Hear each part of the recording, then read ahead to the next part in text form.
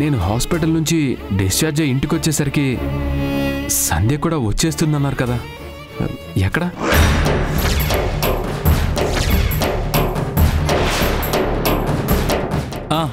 ఏంటి అంకుల్ అలా చూస్తారు? వీడికి నిజం చెప్పమన్నాను కదా, మీరు చెప్పలేదా? ఏ నిజం?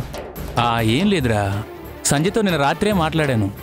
తను బయలుదేరడానికి ఇంకో 2 days పడుతుందట. ఇంకో 2 days?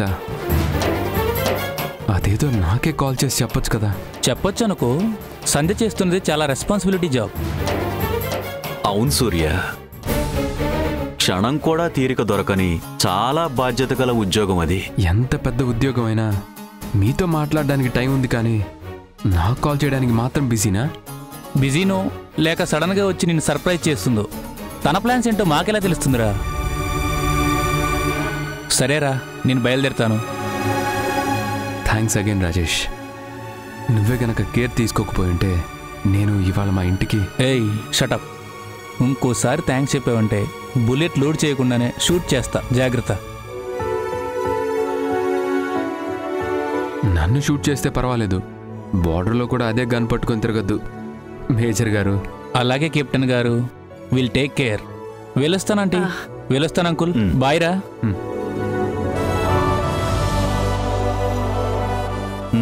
రానా? చాలా రోజుల తర్వాత ఇంటికి వచ్చాను. సంధ్య కూడా ఉంటే బాగుండేది. వస్తుందని చెప్పాడు కదా, పద లోపలికి వెళ్దాం. పద నాన్న.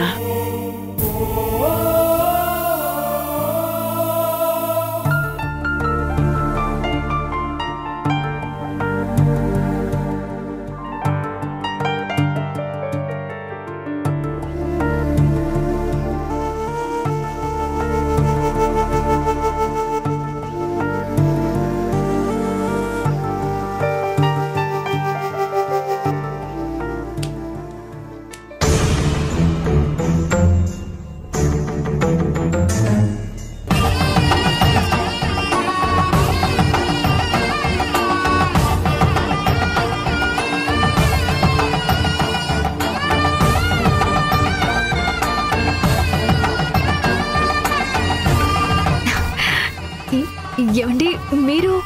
అవును నేనే. 6 నెలల వరకు రావడం కుదరదు అని చెప్పారు. అలా చెప్పడం వల్లే కదా ఇలా చూసిన వెంటనే షాక్ అయ్యో. ఇక నుండి నేను ఎప్పుడు వచ్చినా ఇలా సర్ప్రైజ్ ఇస్తూనే ఉంటాను.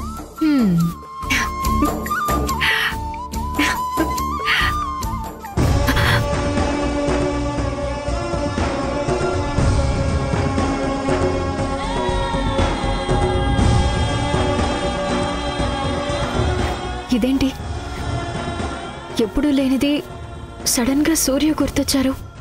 ఒకవేళ అమ్మా నాన్న ఆయన గురించి తలుచుకుని బాధపడుతున్నారేమో. ఒకసారి ఫోన్ చేద్దాం. ఇలా కబుర్లతోనే కాలక్షేపం చేస్తావా? అబ్బాయి వచ్చి ఇంతసేపు అయింది, చేసిన స్వీట్ తీసుకురా లక్ష్మి. ఇంటికి వచ్చినప్పటి నుంచి నవ్వుతూ మాట్లాడుతున్నారు. ఇంతకన్నా వేరే ఏం స్వీట్ ఉంటుందన్నా? ఎందుకుండదురా, మీ అమ్మ చేసిన రవ్వ లడ్డూ తింటే ఈ మాట నువ్వు అసలు అనవు. ఆ రుచే వేరనుకో. ఇప్పుడు అర్థమైందా సూర్య, ఎవరి నోరు తీపిని కోరుకుంటోందో? అబ్బో, చాలా బాగా కనిపెట్టావు గాని వెళ్ళు వెళ్ళు తీసుకునిరా.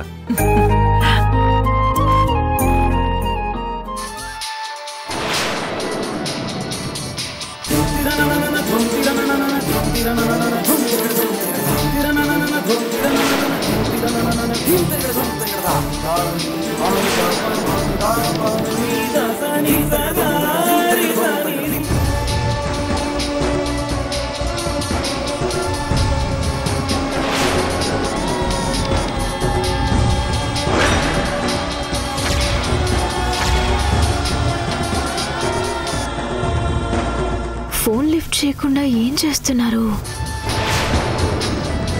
రిసీవ్ చేయండి అన్న.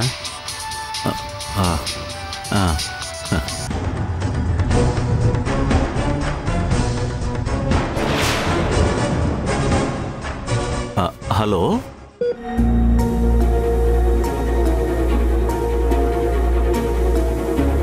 ఎవరు నాన్న? ఏదో బ్యాంకు నుండి అంటరా. ఈ మధ్యన ఇలాంటి కాల్స్ చాలా ఎక్కువైపోతున్నాయి.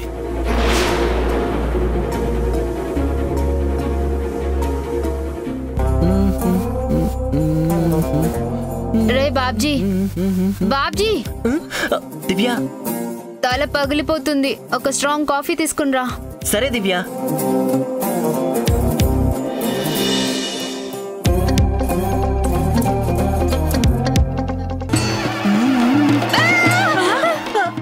ఏంటి ముసలి, చేతబడులు చేసుకునేదల్లా చూపేంటి? నీ కూడా కాఫీ కావాలంటే నీ మనవడిని అడుగు. అమ్మమ్మ, కాఫీ తాగుతావా? వద్దురా బాబు, నీ పెళ్ళాం మీద ప్రేమతో తీసుకొచ్చావు కదా, వెళ్ళి దానికే ఇవ్వు, నాకెందుకు. తీసుకో దివ్య. ఒరే బాబ్జీ, ముసలిదేదో తేడాగా మాట్లాడుతుంది. టైం కన్ని పెడుతున్నావా లేదా? నేను పెట్టడం ఏంటి దివ్య? ఏం కావాలన్నా అమ్మమ్మ అడిగి తీసుకుంటుంది. నచ్చిన వంట చేసుకుంటుంది. అలా అయితే ఓకే, లేదంటే ఊర్లో అందరికీ మన మీద కంప్లైంట్లు చేస్తుంది.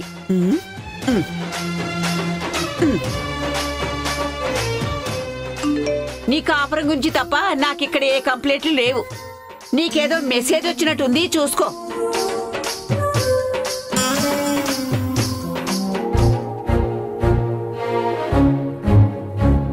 ఎదురుగా ఉండి వాయిస్ మెసేజ్లు పంపిస్తున్నావేంటి? ముందు అదేంటో విను, ఆ తర్వాత మాట్లాడు. దివ్య నన్ను ఎంత తిట్టినా అసహించుకున్నా నాకు తప్పే కనిపిస్తుంది తప్ప కొంచెం కూడా కోపం రాదు. ఏంటి?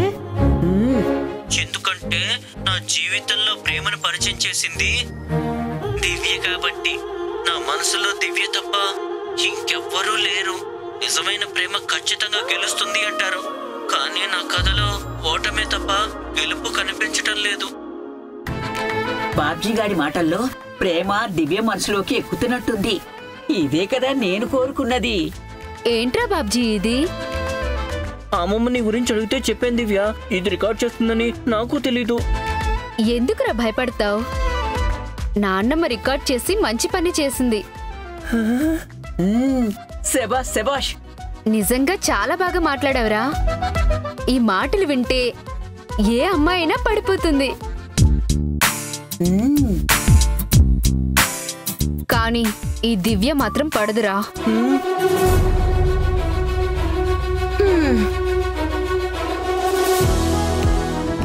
ఏంటే ముసలి, సామచవరగమన ఫెయిల్ అయిందని కొత్తగా ఈ ఆడియో రికార్డ్ ప్లాన్ వేసావా?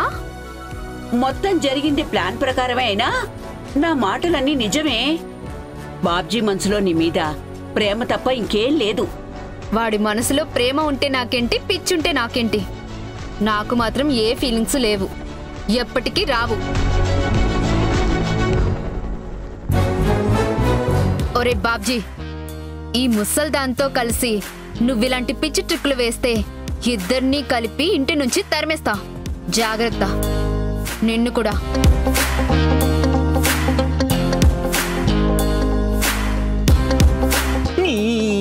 అమ్మమ్మ, దివ్య మీద ప్రేమతో మాట్లాడితే దాన్ని కూడా నీ ప్లాన్ లో భాగంగా చేసుకుంటావా?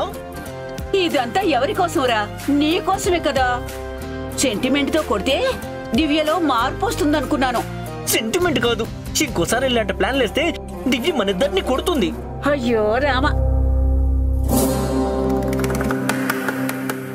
ఒరే బాబ్జీ, చెట్టు మీదన్న బేతాళుణ్ణి పట్టుకోవడానికి చెట్టు కిందన్న విక్రమార్కుడికైనా విసుగొస్తుందేమో గాని నీ పెళ్ళానికి పట్టిన పొగరు దెయ్యాన్ని వదిలించడానికి నాకు విసుగు రాదురా.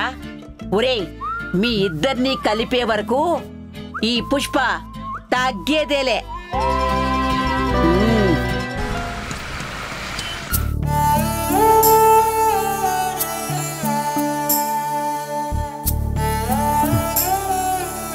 నానా నానా నానా ఆ, నానా, ఏమైంది సూర్య?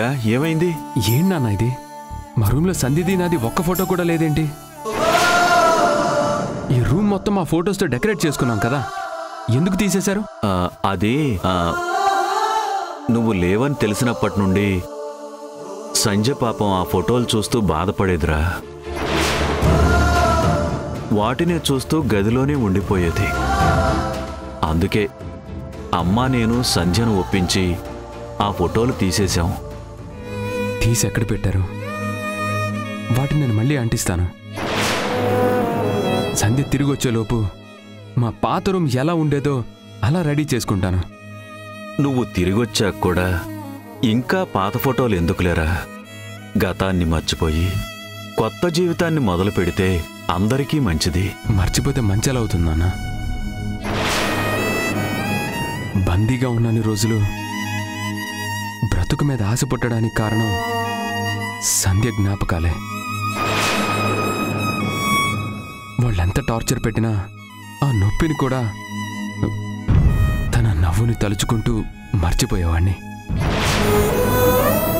అలాంటి గతాన్ని, ఆ జ్ఞాపకాల్ని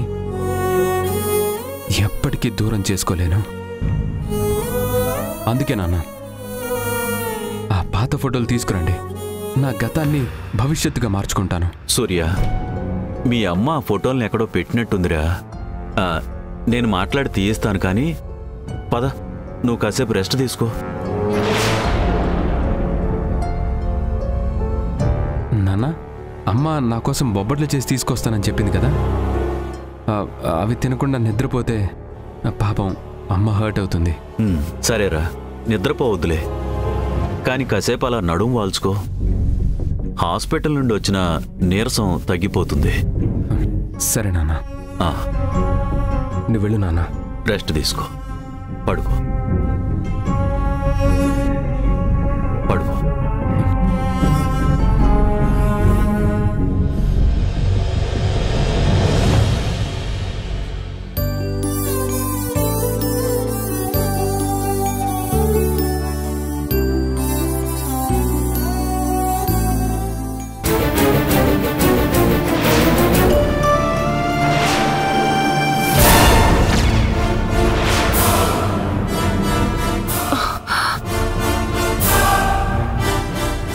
wow, super aunty, very tasty. నాకు లడ్డు అంటే చాలా ఇష్టం ఆంటీ. మీరు చేయటం వల్ల టేస్ట్ డబుల్ అయింది. Thank you so much aunty.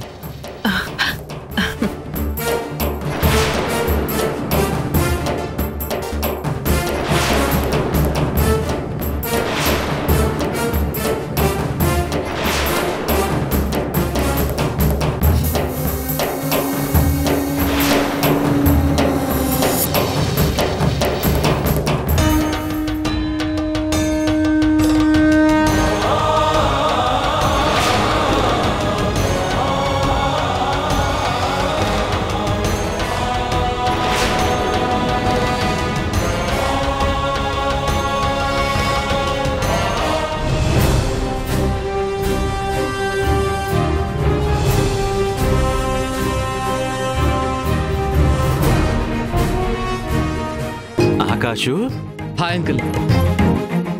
Aunty చేతి లడ్డు అద్దిరిపోయింది.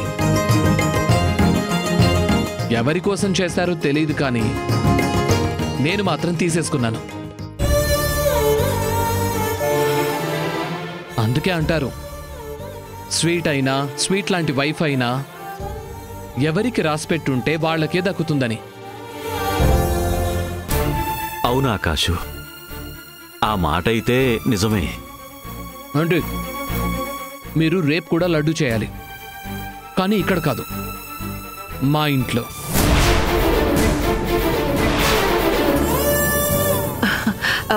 మీ ఇంట్లోనా? అవునంటీ, అప్పుడే కదా సంధ్య కూడా వేడివేడిగా తింటూ ఎంజాయ్ చేస్తుంది. తొందరగా లగేజ్ ప్యాక్ చేసుకుని వచ్చేయండి, మనం బయలుదేరదాం. సడన్ గా మీ ఇంటికి ఎందుకు బాబు? నేను కొత్తగా స్టార్ట్ చేస్తున్న వెంచర్లో 4 రోజులు చాలా బిజీగా ఉంటాను. ఇంట్లో సంధ్య ఒంటరిగా ఉంటుంది. తనకి తోడుగా మీరుంటారని తీసుకెళ్ళడానికి వచ్చాను. తొందరగా వస్తే మనం స్టార్ట్ అవుదాం. మన కోసం సంధ్య వెయిట్ చేస్తూ ఉంటుంది.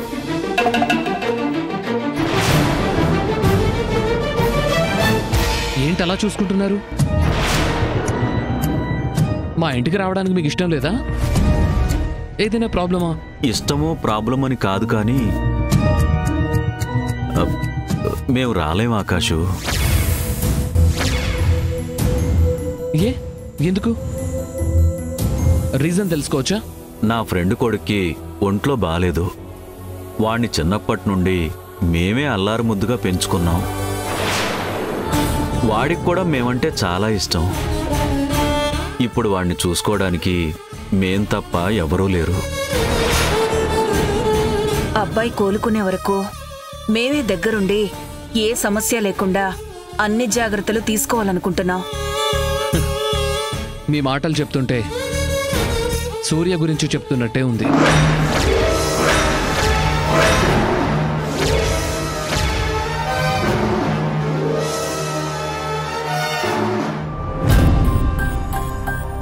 ఫ్రెండ్ కొడుకు గురించి ఇంత కేర్ తీసుకుంటున్నారంటే నిజంగా సూర్య బతుకుంటే ఇంకెంత ప్రేమగా చూసుకునే వాళ్ళు ఊహించుకోగలను. మీ కొడుకు లేకపోయినా నేను సంధ్య ఉన్నాం.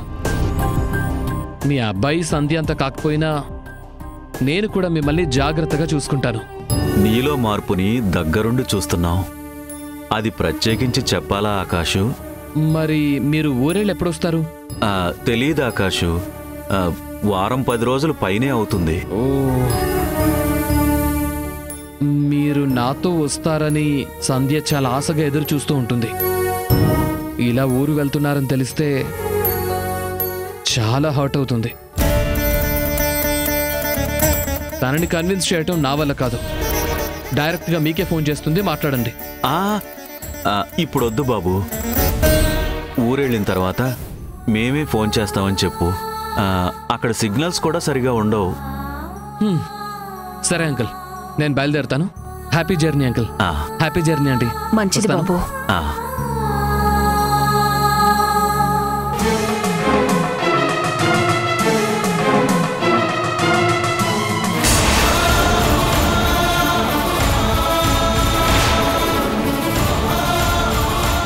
ఈ కారేంటి?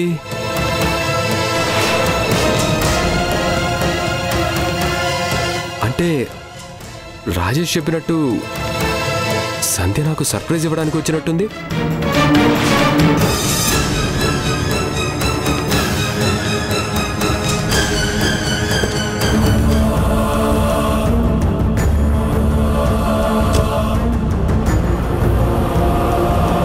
సంధ్య, సంధ్య,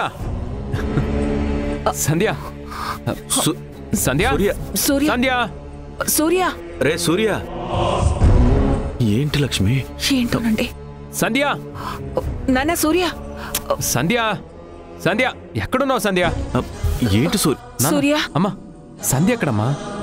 సంధ్య ఏంట్రా? నాన్న ప్లీజ్ తెలియనట్టు నటించకండి. నాకు సర్ప్రైజ్ ఇవ్వాలని సంధ్య సడన్గా వచ్చింది కదా. మన ఇంటి ముందు కార్ చూస్తేనే నాకు అర్థమైపోయిందిలే. అది సంధ్య కాదురా సూర్య. మరి ఎవరిది నాన్న? అంటే అది ఇంతకు ముందు ఇదే కాలనీలో ఉండేవారురా. మమ్మల్ని చూసి చాలా రోజులైందని పలకరించడానికి వచ్చారు. నేను ఇంకా సంధ్య వచ్చిందేమో అనుకున్నాను. సంధ్య రావడానికి టైం పడుతుందిరా.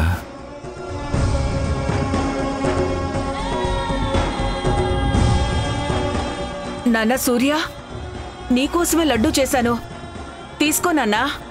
నాకొద్దమ్మా.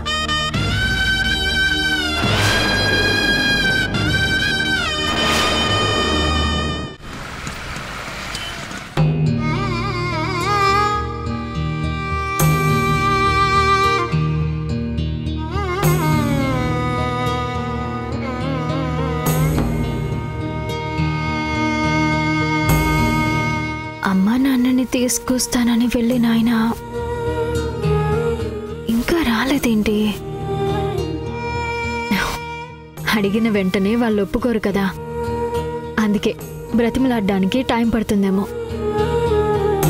పెళ్ళైన తర్వాత మొదటిసారి అమ్మా నాన్న వస్తున్నారు. వాళ్ళని చాలా బాగా చూసుకోవాలి. అమ్మని అస్సలు వంటగది వైపే రానివ్వకూడదు. నాన్నని ఏ పని చేయనివ్వకుండా అడిగిందల్లా వండి పెట్టాలి.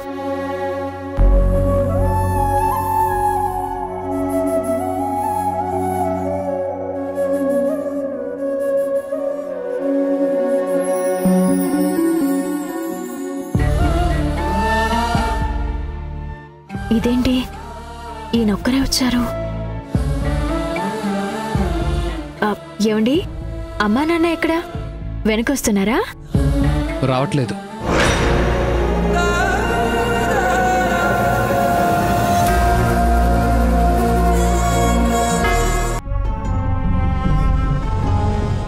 పుస్తకం ఏంట్రా?